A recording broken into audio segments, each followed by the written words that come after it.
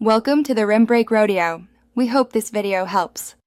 You start by converting bread into a dry, brittle state so it flakes, not smears. Cut 2 4 slices into 1 2-centimeter cubes, then spread single layer on a tray. Dry at 90-120 degrees C, 200-250 degrees F, for 10-20 minutes until firm and barely colored. Once done, cool completely to avoid steaming. You do this because moisture prevents crisp crumbing. Drying sets the crumb structure, so the next manual methods produce even, light crumbs quickly and predictably. Now you turn dried cubes into crumbs using tools that control texture. First, grate over a bowl using the medium side for coarse crumbs. It's fast and consistent. Next, for finer crumbs, seal cubes in a zip bag and bash with a rolling pin. Start gently, then increase force so you don't burst the bag.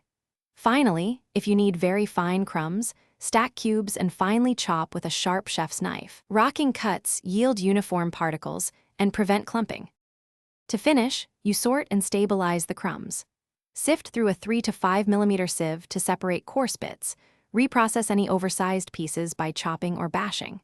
Then toast crumbs in a dry skillet or with 1 tablespoon oil for each 2 cups to add color and longer shelf life. This also reduces residual moisture. If crumbs are soggy, spread them and crisp in a 90-120 degrees C oven for 5-10 minutes. Make sure to cool fully before storing airtight to avoid mold. Thanks for watching. Consider subscribing if we helped you.